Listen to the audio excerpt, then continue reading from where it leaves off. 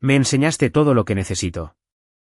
Mantenerte ahora sería simplemente pagar 2 veces por el mismo trabajo. Carlos Villalobos lo dijo exactamente al mediodía, y luego deslizó una carpeta gris de despido por la mesa de conferencias de cristal como si me estuviera entregando un menú del almuerzo. Por un segundo, honestamente pensé que intentaba sorprenderme. Luego, Mónica, de Recursos Humanos, bajó la mirada. Ahí fue cuando lo supe. Mi nombre es Natalia Montes. Tenía 41 años, era directora de operaciones de sistemas en tecnologías de logística Montenegro y había pasado 13 años ayudando a construir el sistema que mantenía en movimiento miles de envíos, actualizaciones de almacenes, flujos de facturación y alertas de clientes todos los días. Durante los últimos 6 meses, también había entrenado a Carlos, el hijo de 31 años del director ejecutivo, y ahora él me estaba despidiendo. Si alguna vez has entrenado a alguien que luego actuó como si tu experiencia le perteneciera, ya sabes por qué esa oración dolió más que la carta de despido. Carlos se recargó en su silla. Nos estamos reestructurando. Mi padre está de acuerdo en que el departamento necesita un liderazgo más joven. Tú ya hiciste tu parte. ¿Mi parte? Pregunté. Me entrenaste. Su sonrisa era pequeña, casi de aburrimiento. Exactamente. Mónica deslizó otra página hacia mí. Tu acceso será desactivado de inmediato. Seguridad recogerá tu computadora portátil y tu gafete antes de que te vayas. Miré a Carlos. ¿Completaste la lista de verificación de transición? Su sonrisa se desvaneció un poco. ¿Qué lista de verificación? La que estaba adjunta al informe de dependencias críticas antes de la separación de acceso. La envié hace 3 semanas y luego otra vez el viernes pasado. Carlos soltó una risa corta. Natalia, este es exactamente el problema. Las personas que se quedan demasiado tiempo comienzan a construir mitos sobre sí mismas. Nadie aquí es irreemplazable. No discutí. Había aprendido años atrás que explicarle los riesgos a alguien decidido a no escuchar, solo le da más palabras para descartarte. Así que asentí. A las 12:09 de la tarde, la pantalla de mi computadora parpadeó una vez. Sesión expirada. Luego, mi correo electrónico se desconectó. Después, la consola de operaciones internas desapareció. 9 minutos después de que Carlos me despidiera, estaba oficialmente fuera de todos los sistemas de producción que había manejado durante más de una década. Carlos miró su reloj. Ya ves, todo sigue en pie. Casi le respondo. Luego, a través de la pared de cristal de la sala de conferencias, vi a uno de los gerentes de ingeniería levantarse de su escritorio. Otro empleado se paró a su lado. Al otro lado del piso, el gran monitor de estado de la red de pulso cambió. Los cuadros verdes se volvieron grises. Luego los grises se volvieron negros. A las 12:17 de la tarde, el mapa de envíos en vivo desapareció. 3 regiones de almacenes dejaron de reportar. El panel de excepciones se congeló. Entonces, los teléfonos comenzaron a sonar. No un teléfono. Todos. Carlos se levantó tan rápido que su silla rodó hacia atrás. ¿Qué acaba de pasar? Mónica se giró hacia el cristal. Podía ver a los ingenieros moviéndose de pantalla en pantalla, gritándose de un lado al otro de la sala. Carlos me miró. ¿Qué hiciste? Nada. No juegues conmigo. No lo hago. Señalé la carpeta de despido. Ordenaste la eliminación inmediata de mis credenciales antes de transferir la propiedad del servicio autenticado vinculado a mi rol de operaciones. Documenté exactamente lo que podría pasar. Su rostro se tensó. ¿Estás diciendo que construiste el sistema para que se rompa sin ti? No. Estoy diciendo que pasé 3 años pidiéndole a la empresa que eliminara esas dependencias correctamente. Su teléfono vibró y luego vibró de nuevo. La pantalla mostraba el nombre de su padre. Antes de que pudiera contestar, entró otra llamada de nuestra red de almacenes más grande. Luego una tercera. Carlos miró a través del cristal los monitores oscuros. ¿Arréglalo? Me quedé mirándolo. Durante 13 años, esas 2 palabras me habrían hecho correr, pero seguridad ya tenía instrucciones de quitarme la computadora. Recursos Humanos acababa de terminar mi contrato. Y por primera vez en 13 años, Montenegro había creado una emergencia que ya no era automáticamente mía. No siempre fui la mujer a la que todos llamaban cuando algo salía mal. 13 años antes, entré a Montenegro como analista de sistemas con un salario modesto y un segundo monitor prestado. En aquel entonces, la división de programas informáticos tenía menos de 70 empleados. La empresa crecía más rápido de lo que sus sistemas podían soportar. Los equipos de los almacenes rastreaban las excepciones en hojas de cálculo. Los datos de facturación vivían en bases de datos separadas. Algunas conciliaciones nocturnas todavía dependían de personas que revisaban reportes manualmente antes del amanecer. Me gustaba el desastre. Siempre había un problema por resolver y yo era buena encontrando el punto donde un proceso roto afectaba a otros 5. Dentro de mi primer año, los gerentes comenzaron a llamarme fuera del horario laboral. Una integración del almacén falló en la noche. Llama a Natalia. Un flujo de transporte se detuvo el sábado. Llama a Natalia. Un portal de clientes mostró el recuento de inventario incorrecto antes de una revisión ejecutiva. Llama a Natalia. Me volví confiable, y poco a poco, ser confiable se convirtió en estar disponible. Entender esa diferencia me tomó años. Montenegro se expandió por todo el país y mis responsabilidades se expandieron a la par. Moví los almacenes a nuevos sistemas, limpié integraciones fallidas, escribí procedimientos de recuperación y me senté a escuchar llamadas con proveedores a altas horas de la noche. Los líderes siempre lo notaban lo suficiente como para mantenerme esperanzada. Eres esencial para dónde nos dirigimos. Tu momento llegará. Necesitamos personas como tú en el liderazgo. Les creí más tiempo del que debí. Después de mi divorcio, el trabajo se convirtió en algo más que ambición. Tenía una hipoteca y una hija, Emma, que dependía de mí. La estabilidad importaba. Los reclutadores me contactaron más de una vez. Uno me ofreció casi un 20% más que Montenegro. Lo rechacé después de que Tomás Villalobos, nuestro director ejecutivo, me dijera que tenía un futuro a largo plazo allí. Mirando hacia atrás, desearía haber preguntado qué significaba realmente futuro. El momento más difícil llegó durante un lanzamiento de distribución nacional cuando Emma tenía 12 años. Su escuela tenía una presentación para la que había ensayado durante semanas. Le prometí que estaría ahí. Esa tarde, una migración de un almacén a 3 estados de distancia falló. Los pedidos se estaban duplicando entre 2 sistemas y el equipo local no podía aislar la causa. Me dije a mí misma que lo arreglaría rápido y tomaría el vuelo de la noche a casa. No lo hice. A las 8:14 de esa noche, vi un vídeo de la presentación de Emma en mi teléfono mientras estaba sentada en el suelo de una fría sala de equipos. Ella me envió un mensaje de texto después: «Está bien, mamá. Sé que el trabajo te necesitaba».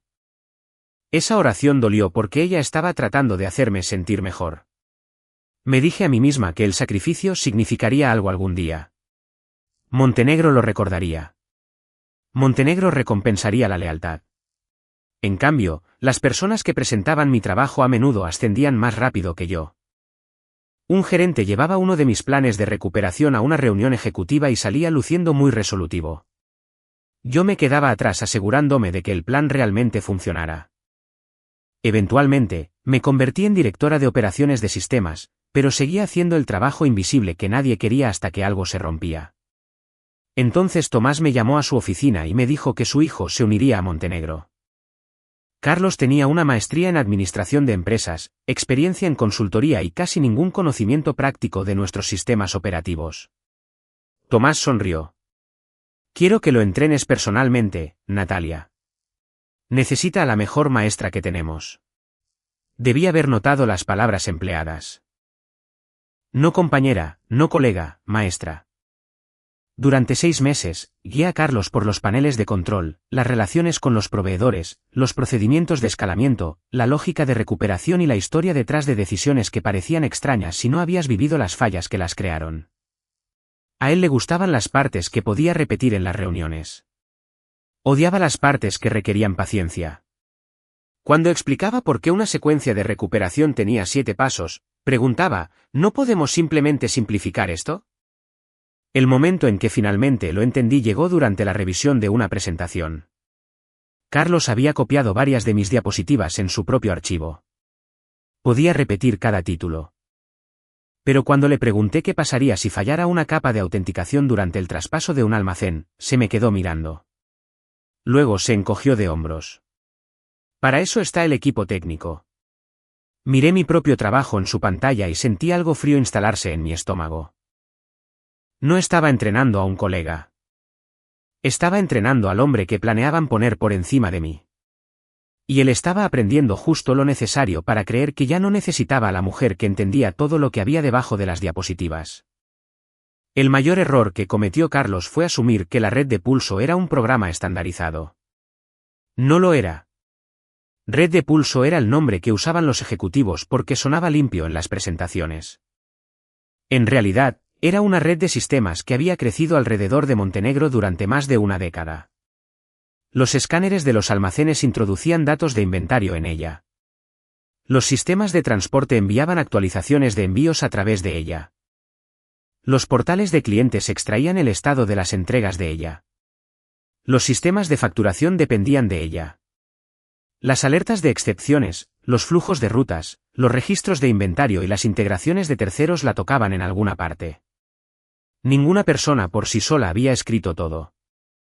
Ciertamente yo no. Pero yo era la persona que entendía cómo las piezas dependían unas de otras. Esa distinción importaba más de lo que Carlos comprendía. A lo largo de 11 años, había construido mapas de dependencias mostrando que podía fallar de forma segura y que no. Había escrito secuencias de recuperación explicando qué sistemas debían regresar en línea primero. Había creado procedimientos de escalamiento con proveedores, reglas de autenticación de respaldo, horarios de conmutación por fallas y manuales de ejecución para incidentes que la mayoría de las personas en Montenegro nunca habían visto. Algunos de esos procedimientos existían porque yo había aprendido por las malas. Una integración con un transportista falló a las 2 de la madrugada en el año 2018 y nos enseñó que reiniciar un servicio antes que otro podía duplicar los eventos de envío. Un apagón en la facturación 2 años después nos enseñó que restaurar los datos demasiado rápido podía crear facturas con errores. Cada paso que parecía extraño tenía una razón. A Carlos rara vez le importaba la razón. Él quería el atajo. Durante nuestro tercer mes de entrenamiento, abrí un diagrama de dependencias con más de 40 servicios conectados. Carlos se le quedó viendo. Esto es demasiado complicado. Es complicado. ¿Por qué no lo simplificaste? Porque Montenegro compró 3 empresas en 5 años y conectó sus sistemas sin financiar las migraciones completas. Frunció el ceño. Eso suena a excusa. Es historia. No le gustó esa respuesta. La verdad era que había pasado años pidiéndole a la dirección fondos para reducir esas dependencias. Mis propuestas siempre se aplazaban para el siguiente ciclo presupuestal. Demasiado caro, demasiado problemático, no es urgente. Así que, en su lugar, gestionábamos el riesgo. Uno de esos riesgos involucraba procesos de automatización más antiguos vinculados al rol de operaciones que yo administraba. No eran cuentas personales. No había un interruptor secreto en mi computadora. Pero ciertas relaciones de autenticación todavía dependían de las estructuras de propiedad conectadas a mi puesto. Por eso, eliminar mi acceso requería una transferencia controlada. No se podía simplemente borrar la identidad de la directora de operaciones de sistemas al mediodía y asumir que todo lo que estaba por debajo entendería que el liderazgo había cambiado. Le había explicado eso a Carlos 3 veces. La primera vez revisó su teléfono mientras yo hablaba. La segunda vez me dijo que lo pusiera por escrito, así que lo hice. La tercera vez le entregué un reporte titulado Dependencias críticas antes de la separación de acceso. Enumeraba las transferencias exactas de propiedad requeridas antes de que mi acceso pudiera eliminarse de manera segura. También explicaba qué podría pasar si se omitían esas transferencias. Fallas de autenticación, integraciones pausadas, actualizaciones de almacén perdidas, interrupción en el monitoreo. Exactamente lo que empezó a pasar 8 minutos después de que me despidieran. Pero Carlos tenía otra debilidad. Le encantaban las demostraciones.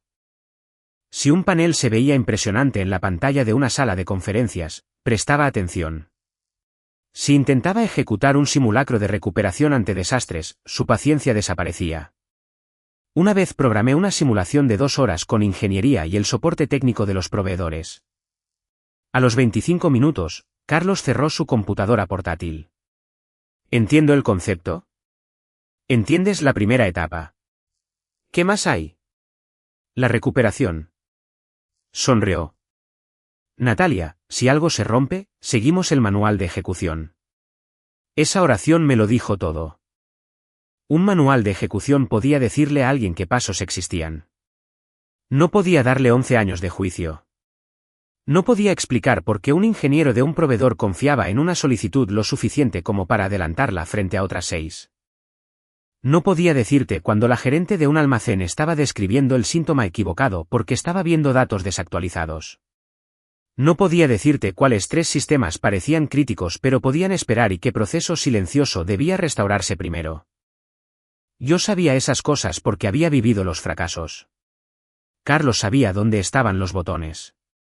Esa era la diferencia. 2 semanas antes de que me despidiera, noté algo extraño en un cronograma de cambios de tecnología de la información. Se había creado una solicitud para remover accesos al mediodía bajo autorización ejecutiva. El usuario objetivo no estaba listado en la versión que yo podía ver. Pero el alcance era obvio. Permisos a nivel de director, propiedad de operaciones, revocación de credenciales. Sabía exactamente la cuenta de quién se preparaban para eliminar. La mía. Le envié un correo electrónico a Carlos esa tarde. Le recordé que cualquier separación completa requería primero una transferencia por etapas. Sin respuesta. A la mañana siguiente, envié la misma advertencia a Tomás. Tampoco obtuve respuesta. Fue entonces cuando me di cuenta de que no estaban olvidando mis advertencias. Habían decidido que ellos sabían más, y eso era mucho más peligroso. Durante los primeros meses de Carlos, su falta de respeto era lo suficientemente sutil como para que yo siguiera encontrando excusas. Luego dejó de ocultarla. Empezó a llevar mis recomendaciones a las reuniones ejecutivas y a presentarlas como ideas que él mismo había desarrollado. Al principio, noté cosas pequeñas. Una frase de uno de mis reportes, un diagrama de mi presentación de capacitación, una propuesta de ahorro de costos que había escrito el trimestre anterior. Luego comenzó a quitar mi nombre por completo. Una mañana de lunes, entré a una revisión de liderazgo y vi una diapositiva titulada Hoja de Ruta de Resiliencia Operativa. Carlos Villalobos. Yo había escrito casi todas las recomendaciones ahí. Cuando el director de finanzas elogió el plan, Carlos sonrió y dijo, he estado presionando al equipo para que piense de manera más estratégica. No dije nada. Esa seguía siendo mi debilidad en aquel entonces. Seguía pensando que el profesionalismo eventualmente expondría la diferencia entre la persona que hace el trabajo y la persona que se lo atribuye. En cambio, el silencio hizo que su versión fuera más fácil de creer. Una semana después, volví a mencionar la migración de autenticación. Necesitamos completar la transferencia de propiedad antes de cualquier reestructuración del departamento. Carlos se reclinó en su silla frente a 6 ejecutivos. Natalia se preocupa mucho por los peores escenarios. Algunas personas sonrieron. Yo me mantuve tranquila. Esto no es teórico. La dependencia está documentada. Carlos miró hacia su padre. A veces las personas que llevan aquí mucho tiempo confunden la familiaridad con la necesidad. Tomás rió, no muy fuerte. Eso casi lo hizo peor. Podría haber corregido a su hijo. En cambio, dejó que la sala entendiera exactamente el lado de quien importaba. Ese fue el momento en que algo en mí cambió. No lo suficiente como para irme. Aún no. Pero sí lo suficiente como para dejar de fingir que estaba imaginando lo que pasaba. Después de eso, Carlos empezó a excluirme de las llamadas ejecutivas que involucraban a la red de pulso. Se sentaba durante la reunión, hacía compromisos que no entendía por completo y luego venía a mi escritorio. ¿Puedes hacer que esto suceda para el viernes? A veces le decía que la fecha límite era imposible. Él respondía, ya lo prometí. Y luego, de alguna manera, su promesa se convertía en mi emergencia. También cambió las etiquetas de propiedad de los proyectos. Su nombre se movió a la parte superior. El mío hacia abajo. Luego, Los empleados de menor rango empezaron a repetir frases que claramente habían escuchado de él. Liderazgo fresco, viejas formas de pensar, demasiada dependencia institucional. Una tarde, cerré la puerta de la sala de conferencias detrás de nosotros. ¿Estás eliminando mi puesto? Carlos ni siquiera dudó. No. ¿Estás seguro? Estás siendo paranoica. Lo miré por un segundo. Luego asentí. 3 días después, Recursos Humanos me envió un correo pidiendo el saldo de mis vacaciones no utilizadas. Solicitó un inventario completo de mis permisos. Carlos preguntó dónde estaba guardada la documentación de recuperación de emergencias. Me había mentido en la cara. Una vez que supe lo que estaba pasando, me volví muy cuidadosa. Actualicé cada archivo de transición. Revisé cada procedimiento de recuperación. Documenté las migraciones pendientes. Luego les envié a Carlos y a Tomás un último correo electrónico. El asunto era simple. Transferencias requeridas antes de la eliminación del acceso de la dirección. Enumeré las dependencias. Enumeré los riesgos. Enumeré el orden. Y en la parte inferior, escribí una oración: no desactiven este rol hasta que las transferencias de propiedad anteriores estén completas. Ninguno de los dos hombres respondió. Luego llegó el mediodía, la sala de conferencias de cristal, la carpeta de despido, Carlos diciéndome que mantenerme significaría pagar 2 veces por el mismo trabajo. Le pregunté una última vez: ¿completaste la lista de verificación de migración? Su expresión se endureció. Yo dirijo este departamento ahora. Esa fue la oración que terminó con 13 años de lealtad. Solo firmé en la línea que confirmaba haber recibido el aviso de despido, nada más. Luego los monitores se volvieron negros. Ahora Carlos estaba parado frente a mí, con el rostro pálido, mientras las alarmas y las llamadas telefónicas se esparcían por el piso de ingeniería. Abre tu computadora, me ordenó bruscamente. Arregla la red de pulso. Miré hacia el oficial de seguridad que sostenía mi computadora. Luego miré de vuelta a Carlos. Me despediste. Esto es una emergencia. Lo sé. Entonces arréglalo. Mantuve mi tono de voz estable. Tu carta dice que mi empleo terminó al mediodía. Seguridad se llevó mi computadora. Mis credenciales están desactivadas. Ya no estoy autorizada para tocar los sistemas de Montenegro. Por primera vez en 6 meses, Carlos no tuvo una respuesta rápida. Y por primera vez en 13 años, no lo rescaté de las consecuencias de su propia decisión. Carlos me miró como si me hubiera negado a apagar un incendio que yo había comenzado.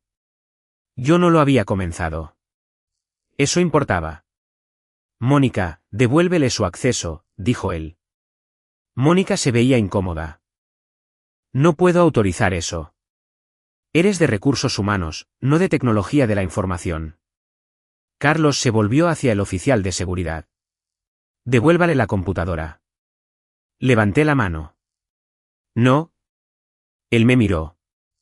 ¿Qué quieres decir con que no? Quiero decir que no voy a iniciar sesión en un sistema de producción después de que me hayas despedido formalmente. Esto es ridículo. No, esto es responsabilidad legal. Su mandíbula se tensó. Podemos reinstalarte temporalmente. Entonces ponlo por escrito.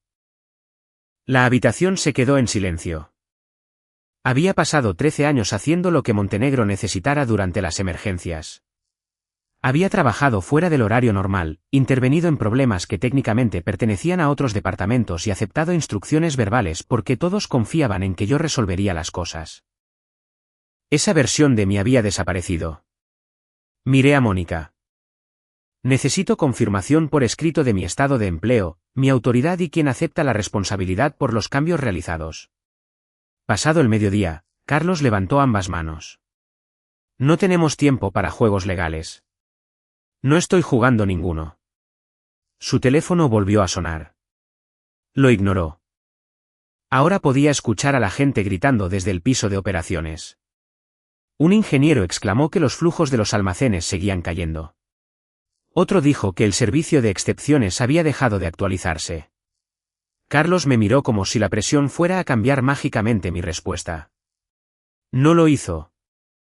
En cambio, le pedí a Mónica copias de mi documentación de despido, de mi contrato de empleo y una confirmación por escrito de que mi separación era efectiva a partir del mediodía. Ella las imprimió. A las 12:43 de la tarde, seguridad me escoltó hasta el elevador. Lo extraño era que yo estaba temblando. No lo suficiente para que alguien lo notara. Pero una vez que llegué a mi auto y cerré la puerta, mis manos no se quedaban quietas. 13 años, 6 meses entrenando a Carlos, miles de llamadas a altas horas de la noche, fines de semana perdidos, la presentación escolar que nunca recuperé. Y habían planeado exprimir todo lo que pudieran aprender de mí para luego sacarme antes del almuerzo. Me quedé sentada ahí varios minutos. Luego dejé de pensar como la empleada que habían despedido. Empecé a pensar como alguien responsable de protegerse a sí misma. En casa, reuní registros que ya poseía legalmente, evaluaciones de desempeño, cartas de compensación, correspondencia de ascensos, copias de correos electrónicos que confirmaban que había enviado las advertencias de transición. No descargué información de los clientes. No me llevé contraseñas. No copié el código de Montenegro, ni bases de datos internas, ni archivos patentados. No necesitaba nada de eso. La prueba más importante era simple. Les había advertido repetidamente. A la 1:28 de la tarde, mi teléfono sonó. Carlos. Dejé que se fuera al buzón de voz. Luego otra llamada. Luego un mensaje de texto. ¿Dónde está la secuencia de escalamiento con el proveedor? Siguió un segundo mensaje de texto. ¿Qué servicio de autenticación se restaura primero? Esas respuestas estaban en los manuales de ejecución que él había tratado como papeleo. No respondí. En su lugar, busqué un contacto antiguo y llamé a Daniel Fuentes. Daniel había trabajado en Montenegro años antes de convertirse en el director de operaciones en tecnologías camino a la cumbre, uno de nuestros competidores. Había intentado reclutarme 2 veces. Ambas veces le había dicho que no. Esta vez, cuando contestó, dije, me dijiste que llamara si alguna vez estaba disponible. Hubo una pausa. Luego dijo, ¿qué tan pronto podemos hablar? Por primera vez en el día, sonreí. Mi siguiente llamada fue a una abogada laboral. Quería que revisara el acuerdo de separación antes de firmar cualquier cosa más allá del acuse de recibo. A la 1:51 de la tarde, Carlos volvió a enviar un mensaje de texto. Necesitamos que guíes al equipo a través de la recuperación. Finalmente respondí, ya no soy empleada de Montenegro. No puedo proporcionar servicios operativos sin autorización por escrito y un acuerdo formal revisado por mi representación legal. Sin enojo, sin insultos, sin discursos de venganza. Solo sus reglas. Durante 13 años, Montenegro se había beneficiado porque siempre iba más allá de esas reglas cuando me necesitaban. Ahora, seguía cada límite que ellos habían creado. A las 2:06 de la tarde, mi teléfono volvió a sonar. Esta vez, era Tomás Villalobos. Dejé que se fuera al buzón de voz. Su mensaje duró 11 segundos. Natalia, independientemente de lo que haya pasado entre Carlos y tú, necesitamos que vuelvas aquí de inmediato. Independientemente de lo que haya pasado. Como si mi despido hubiera sido un malentendido. Como si su hijo no lo hubiera planeado. Como si Tomás no hubiera estado copiado en mis advertencias. Escuché el mensaje de voz 2 veces. Luego puse el teléfono boca abajo. Habían pasado años enseñándome que mi tiempo les pertenecía. Tuve que ser despedida para entender que nunca lo había hecho. Para mediados de la tarde, Montenegro había dejado de fingir que el apagón era menor. La red de pulso no estaba destruida. Eso habría sido más fácil en cierto sentido. En cambio, diferentes partes del sistema estaban fallando a diferentes velocidades. Los paneles de los almacenes dejaron de actualizarse. Las alertas de excepciones se silenciaron. El soporte al cliente ya no podía confiar en el estado de los envíos. Varios trabajos de conciliación se pausaron automáticamente porque el sistema detectaba datos faltantes y se negaba a procesar información que no podía verificar. Eso era exactamente lo que se suponía que debían hacer las medidas de seguridad. Los datos incorrectos moviéndose rápidamente pueden causar más daño que si no hay datos en absoluto. Carlos no entendía eso. Una antigua integrante de mi equipo, Jimena, me llamó a las 3:14. Casi no contesto. Cuando lo hice, sonaba agotada. No te estoy pidiendo que arregles nada, dijo rápidamente. Solo necesito que sepas lo que están diciendo. ¿Qué están diciendo? Carlos le dijo a los directivos que esto debería resolverse en 30 minutos. Miré la hora. Ya habían pasado más de 3 horas. Jimena continuó. Ahora dice que la documentación está incompleta. Casi me río. ¿Lo está? No. Esa respuesta importaba más de lo que ella creía.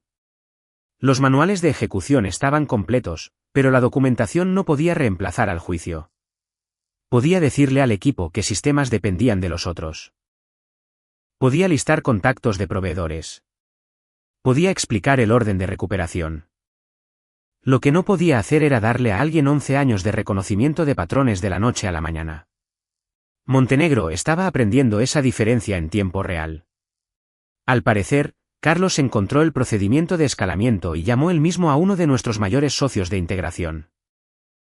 Según Jimena, exigió soporte técnico inmediato. El representante del proveedor pidió la clasificación del incidente y la cadena de autorización. Carlos se enojó. Les dijo que Montenegro era una cuenta prioritaria. Ellos le recordaron que el contrato garantizaba una ventana de respuesta específica. Carlos dijo, Natalia nunca esperó tanto tiempo. El ingeniero respondió, Natalia usualmente nos daba el contexto suficiente para escalar la situación antes de que la solicitud llegara a esta etapa. Esa era la parte que Carlos nunca había visto. Yo no tenía privilegios especiales. Tenía relaciones. Cuando llamaba a un proveedor a las 2 de la madrugada, sabían que yo ya había revisado los problemas obvios. Sabían que yo no exageraría la gravedad. Sabían que me quedaría en la llamada hasta que se entendiera el problema.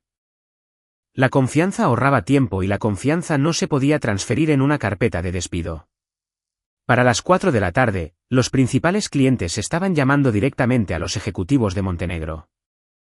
Un cliente minorista a nivel nacional estaba preparando un gran lanzamiento y dependía de la visibilidad de los envíos en vivo. Su equipo de operaciones no podía confirmar si el inventario estaba retrasado o si el panel de control simplemente estaba desactualizado. Esa distinción afectaba la asignación de personal, las promesas a los clientes y la planificación de las tiendas. Amenazaron con invocar las protecciones de servicio en su contrato si Montenegro no lograba restaurar la visibilidad de manera confiable. Eso finalmente captó la atención de la junta directiva. Tomás convocó a una reunión de emergencia de la alta dirección. Según Jimena, la primera pregunta que le hizo a Carlos fue simple. ¿Te advirtió Natalia que esto podría pasar? Carlos dijo, sus informes exageraron el riesgo. Entonces, uno de los ingenieros principales abrió la cadena de correos electrónicos. Mi primera advertencia, mi seguimiento, mi último mensaje con copia a Tomás. No desactiven este rol hasta que las transferencias de propiedad anteriores estén completas. 3 advertencias por escrito. Nadie dijo mucho después de eso. La crisis había cambiado de forma. Al mediodía, yo era la empleada cara de mucho tiempo que Carlos creía que ya no necesitaba. Para el final de la tarde, la junta estaba preguntando por qué él había ignorado a la mujer responsable de mantener estable su arquitectura operativa. Mientras tanto, yo estaba sentada frente a Daniel Fuentes en un restaurante tranquilo a 20 minutos de mi casa. No me pidió que revelara nada confidencial sobre Montenegro. Esa era una de las razones por las que lo respetaba. Me preguntó qué tipo de trabajo quería ahora. No estaba preparada para la pregunta. Durante años, la gente me había preguntado qué podía arreglar. Nadie me preguntaba qué quería construir. Daniel se inclinó hacia adelante. Camino a la Cumbre está expandiendo sus cuentas empresariales. Necesitamos a alguien que dirija la estrategia de resiliencia en todas ellas. En todas ellas. No como bombera, sino como liderazgo. Esa palabra resonó diferente a como solía hacerlo. ¿Qué controlaría? Estándares de arquitectura, políticas de recuperación, resiliencia de proveedores, desarrollo de equipos. Tendrías la autoridad para igualar a la responsabilidad. Autoridad igual a responsabilidad. Montenegro nunca me había dado eso. Daniel me dijo que lo pensara. No necesité mucho tiempo. A las 7:30 de esa noche, la Junta de Montenegro programó una revisión de emergencia para la mañana siguiente. A las 8:17, Tomás me envió un correo preguntando si me uniría. A las 8:31, Mónica envió una carta de reinstalación propuesta. A las 8:42, Carlos me llamó personalmente. Contesté. Su voz sonaba diferente. Ninguna sonrisa burlona, ningún sermón sobre liderazgo fresco, ninguna afirmación de que yo era reemplazable. Natalia, dijo él. ¿Qué hará falta para que vuelvas? Dejé que el silencio reinara por un momento. Luego dije, no voy a discutir un regreso contigo. Exhaló bruscamente. ¿Entonces con quién? Si Montenegro necesita servicios profesionales de mi parte, su director ejecutivo, el asesor legal y la junta directiva pueden enviar una propuesta formal. Natalia, estamos perdiendo clientes. Lo entiendo. ¿Tú sabes cómo arreglar esto? Sí. Otro silencio. Ese fue el momento en que Carlos finalmente entendió la diferencia entre saber lo que yo sabía y ser dueño de mi tiempo. Yo tenía el conocimiento, pero él ya no me tenía a mí. A la mañana siguiente, me uní a la llamada de emergencia de la junta directiva de Montenegro desde la mesa de mi cocina. Llevaba una blusa azul marino sencilla. Mi abogada estaba sentada a mi lado con una libreta legal. En la pantalla estaban Tomás Villalobos, Mónica de Recursos Humanos, el abogado general de Montenegro, un director independiente de la junta, 2 altos ejecutivos y Carlos. Carlos parecía no haber dormido. Tomás comenzó primero. Natalia, quiero disculparme por cómo se manejó lo de ayer. ¿Cómo se manejó? No por despedirme, no por ignorar mis advertencias, no por dejar que su hijo borrara mi nombre del trabajo que yo había construido. Solo por cómo se manejó. Dije, gracias. Tomás se aclaró la garganta. Queremos corregir esto. Montenegro ofrecía reinstalarme de inmediato. El aumento salarial era significativo, más de lo que jamás habían ofrecido durante 13 años de evaluaciones de desempeño. También querían convertirme en vicepresidenta de confiabilidad de sistemas. 6 meses antes, ese título habría significado todo para mí. Ahora hice una pregunta. ¿Carlos seguiría controlando el departamento? Nadie respondió. Miré a Tomás. ¿Le reportaría a él? Tomás se movió incómodo en su silla. Todavía estamos revisando la estructura organizacional. Eso era suficiente. No. Carlos finalmente habló. Este no es el momento para tomar esto de manera personal. Lo miré directamente. Me despediste ayer porque dijiste que mantenerme significaba pagar 2 veces por el mismo trabajo. Sus ojos bajaron por medio segundo. El director de la junta interrumpió antes de que Carlos pudiera responder. Natalia, ¿considerarías un acuerdo de consultoría temporal en su lugar? Eso era diferente. Escuché. Querían que guiara la recuperación, completara la migración de propiedad, estabilizara la red de pulso y ayudara a su equipo interno a comprender las dependencias restantes. Volteé hacia mi abogada. Ella asintió una vez. Consideraría eso, dije. Bajo términos por escrito. Tomás pareció aliviado. ¿Qué términos? Alcance limitado, duración limitada, tarifa de consultoría premium, 0 responsabilidad retroactiva por cualquier cosa que haya sucedido después de mi despido. Autoridad directa sobre la secuencia de recuperación y no le rindo cuentas a Carlos. Carlos se inclinó hacia adelante. Eso es innecesario.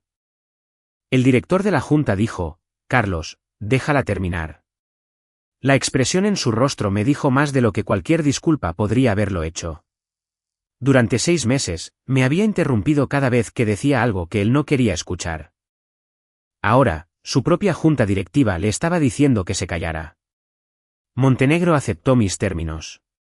No entré corriendo al edificio usando alguna capa imaginaria. No toqué sus sistemas desde una cuenta no autorizada. Todo fue documentado. Una vez que se firmó el acuerdo, me uní a una llamada de recuperación controlada con los ingenieros de Montenegro y los proveedores aprobados. Empezamos con la propiedad de autenticación, luego restauramos el monitoreo, luego la visibilidad del almacén, después los servicios de conciliación. No todo a la vez. En el orden correcto. El mismo orden que había dejado por escrito antes de que me despidieran. En cuestión de horas, los primeros paneles de control comenzaron a reportar de manera normal nuevamente. Para el final de la tarde, las regiones de almacenes más grandes estaban estables. Ese debió haber sido el final de todo. No lo fue. La Junta quería una revisión del incidente. Un director hizo la pregunta que todos habían estado evitando. ¿Por qué se eliminó el acceso de Natalia antes de que se transfirieran estas dependencias? Carlos respondió rápidamente. Porque la arquitectura se había vuelto demasiado dependiente de una sola persona. Casi admiré el intento. Luego añadió, francamente, algunos de estos sistemas parecen haber sido diseñados alrededor de Natalia. Abrí una carpeta a mi lado. No. Carlos se detuvo. Sostuve el primer documento. Esta es mi solicitud de modernización de hace 3 años. Luego el segundo. Esta es la propuesta revisada del ciclo presupuestal siguiente. Luego el tercero. Y esta se presentó el año pasado. Cada propuesta recomendaba eliminar las dependencias operativas de una sola persona, modernizar la propiedad del servicio, ampliar la capacitación cruzada y financiar una migración de autenticación por etapas. Cada una había sido pospuesta. Una tenía la nota de aprobación de Tomás, diferir hasta el próximo año fiscal. Riesgo actual aceptable. Otra tenía comentarios del Departamento de Finanzas, el costo de migración excede el beneficio inmediato. Miré a la Junta. El sistema no dependía de mí porque yo quisiera. Nadie habló. Dependía de mí porque le pedí repetidamente a Montenegro que financiara el trabajo requerido para detener esa dependencia. Tomás bajó la mirada. Carlos lo intentó de nuevo. Pero tú eras la responsable de las operaciones. Sí, por eso documenté el riesgo. El director de la Junta le preguntó a Carlos, ¿recibiste estas advertencias? Él dudó. Sí. Y procediste con el despido inmediato de todos modos. Otra pausa. Sí. Ese fue el momento en que la historia cambió. No de forma pública, no de forma dramática, simplemente de forma profesional. Carlos fue retirado de la autoridad operativa directa, en espera de una revisión de gobernanza. Completé el trabajo de consultoría exactamente como se acordó. Montenegro pagó cada factura. Luego Tomás me llamó en privado. Aún podemos hacer que la oferta de vicepresidenta funcione. Lo sé. Entonces, ¿por qué no te quedas? Pensé en 13 años de promesas. Luego pensé en la oferta de Daniel esperando en mi bandeja de entrada. Porque arreglar el sistema nunca fue lo mismo que arreglar a la empresa. Terminé la llamada y, a la mañana siguiente, acepté la oferta de camino a la cumbre. 6 meses después, entré a una reunión de liderazgo en tecnologías camino a la cumbre cargando un problema que Montenegro me había enseñado a nunca ignorar. Teníamos a un ingeniero principal que sabía demasiado. Era brillante, confiable, siempre disponible. A todos les encantaba trabajar con él, lo que significaba que estábamos construyendo el tipo exacto de dependencia que yo había pasado 13 años cargando. Así que lo detuve a tiempo. Capacitamos a otros 2 ingenieros. Documentamos su conocimiento de recuperación. Quitamos la propiedad de los servicios a identidades individuales. Creamos planes de sucesión. Luego, lo obligué a tomarse una semana entera libre. Se rió cuando se lo dije. ¿Me estás ordenando que tome vacaciones? Sí. ¿Qué pasa si algo se rompe? Entonces descubriremos si construí un equipo o una situación de rehenes. Él sonrió. Ese era el tipo de líder en el que quería convertirme. En camino a la cumbre, mi título era vicepresidenta de Resiliencia y Sistemas Operativos. El salario era más alto de lo que la oferta final de Montenegro había sido antes de las negociaciones de emergencia, pero esa no era la parte que más importaba. Por primera vez en mi carrera, tenía una autoridad que igualaba a la responsabilidad. Si creía que un proyecto de resiliencia importaba, podía financiarlo. Si un empleado estaba cargando con demasiado conocimiento institucional, podía arreglar la estructura antes de que esa persona se agotara. Si una analista junior creaba una buena solución, su nombre se quedaba en la diapositiva cuando la veía el ejecutivo. Había aprendido lo que sucedía cuando las empresas trataban el trabajo invisible como electricidad gratuita. Solo lo notaban cuando se apagaban las luces. Montenegro se recuperó. Lo supe porque antiguos compañeros de trabajo me llamaban de vez en cuando. La Junta reorganizó el liderazgo de sistemas. Los grandes cambios de acceso ahora requerían una revisión formal de gobernanza. Financiaron el programa de modernización que yo había solicitado durante años. Tomás supervisó personalmente partes del mismo. Carlos se quedó en la empresa, pero fue alejado de la gestión operativa directa. No pedí detalles. No necesitaba que estuviera arruinado. Eso habría hecho la historia demasiado simple. Carlos no era la única razón por la que Montenegro me había fallado. La empresa había pasado años recompensando mi lealtad con más responsabilidad en lugar de más respeto. Él simplemente fue lo suficientemente arrogante como para exponer el problema en una sola tarde. Lo extraño fue que dejé de sentir enojo. No porque lo que sucedió fuera aceptable. No lo era. Pero el enojo se volvió menos útil una vez que mi vida mejoró. Emma lo notó antes que yo. Una noche, estábamos a la mitad de la cena cuando miró mi teléfono apoyado al otro lado de la habitación. ¿Vas a contestar eso? Había recibido 2 notificaciones. No. Se me quedó viendo. ¿En serio? ¿En serio? Ella sonrió. Esa sonrisa dolió de una manera completamente diferente. Durante años me había dicho a mí misma que trabajaba duro por ella. A veces era cierto. A veces, simplemente tenía miedo de que, si dejaba de estar disponible, Montenegro descubriera que yo no era tan valiosa como esperaba. Ese miedo me mantenía contestando llamadas. Me mantenía aceptando fines de semana perdidos. Me mantenía creyendo que el agotamiento era la prueba de que yo importaba. Ahora entendía la verdad. Una empresa sana no demuestra tu valor colapsando cuando te tomas un día libre. Una empresa sana construye el respeto, la documentación, el personal y la confianza suficientes para que una persona pueda salir de la habitación sin que todo se desmorone. Pensé a menudo en ese último mediodía en Montenegro. Carlos deslizando la carpeta de despido hacia mí. ¿Me enseñaste todo lo que necesito? En aquel momento, pensé que esas palabras borraban 13 años de trabajo. Luego, 8 minutos después de que me quitaran el acceso, vi cómo la red de pulso se apagaba. Durante meses después de eso, la gente me dijo que aquello demostraba que yo había sido irreemplazable. Ya no lo veo de esa manera. Ser irreemplazable no siempre es un cumplido. A veces significa que la empresa le ha estado quitando demasiado a una sola persona durante demasiado tiempo. Lo que demostró esa tarde fue más simple. Montenegro había dependido de mi juicio, mis relaciones, mi documentación, mi paciencia y mi experiencia, al mismo tiempo que se convencía a sí misma de que esas cosas permanecerían después de que yo me fuera. No fue así. El conocimiento no se convierte en propiedad de la empresa solo porque alguien se haya sentado a través de 6 meses de capacitación. La confianza no se puede transferir con un título de trabajo. La experiencia no se puede copiar de una presentación. Y la lealtad no puede sobrevivir eternamente sin respeto.